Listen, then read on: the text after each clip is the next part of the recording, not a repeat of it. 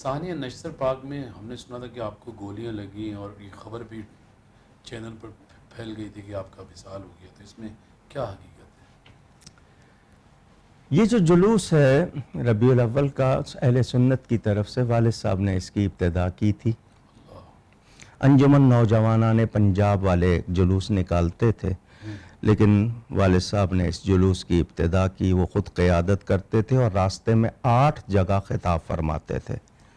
جلوس تھوڑا سا چلتا، روکتے، خطاب فرماتے، پھر آگے چلتا۔ پھر یہ نشتر پارک سے بولٹن مارکیٹ میمن مسجد سے نشتر پارک آنے لگا۔ اس دن جلوس کو پہنچنے میں کچھ تھوڑی سی دیر ہو گئی تھی، ورنہ یہ ہوتا ہے کہ ہم عصر کی نماز وہاں پہنچ کے پڑھ لیتے تھے اور پھر مغرب تک جلسہ ہوتا تھا۔ اس وقت جب ہم پہنچے تو عصر کا آخری وقت تھا، تو خطابات نہیں ہو سکے، تو حضرت مولانا سید شاہ تراب الحق صاحب نے اعلان کیا کہ مغرب کے بعد ہوگا۔ تو ہم لوگ جو اسٹیج پر تھے، ہم نے اسٹیج پر نماز پڑھنی شروع کی۔ شاہ صاحب میدان میں چلے جاتے تھے اور پورے مجمع کو نماز پڑھاتے تھے۔ تو نماز اسٹیج والوں کی پوری ہو چکی تھی، یعنی تینوں فرض ادا ہو چکے تھے، فرض مغرب کے۔ تو لوگ کھڑے ہو گئے، میں ابھی بیٹھا ہوا تھا، اٹھا نہیں تھا، اچانک دھماکہ ہوا۔ یہ پہلا اتفاق تھا دھماکات سننے دیکھنے کا۔ وہ اوسان خطا ہو گئے، یعنی آنکھوں کے آگے اندھیرا، کچھ آپ اس کو 1 منٹ کہیں، آدھا منٹ کہیں، کہ کچھ نہیں پتا۔ آنکھ کھلی تو وہ گیس ہوتی ہے اس سے جو نکلتی ہے، اگر آپ سانس کے کمزور ہیں، دل کے کمزور ہیں تو آپ گئے، سانس لینے میں دشواری ہوتی ہے۔ تو میرا اس وقت یعنی آواز میری خشک ہو گئی تھی اور سانس میں مجھے دشواری ہو رہی تھی، اور میرے ارد گرد لوگ سارے، یعنی 62 افراد کی شہادت ہوئی۔ وہ منظر تو محمد ناصر اور دوسرے لوگوں نے مجھے اٹھایا تو میں پیچھے سے پورا خون سے بھیگا ہوا تھا۔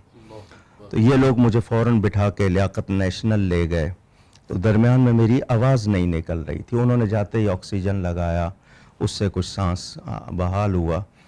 تو اسی وقت سارے دوسرے لوگ جو زخمی لانے لگے، ہسپتال میں منظر عجیب ہو گیا تھا، تو میں وہاں سے نکل آیا۔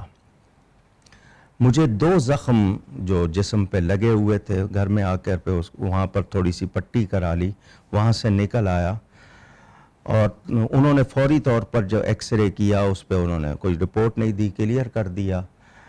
وہ تقریباً 40 دن لگے میرے وہ زخم مندمل ہونے میں۔ 40؟ میں ٹھیک ہوتے ہی پہلے دن مدینہ منورہ چلا گیا۔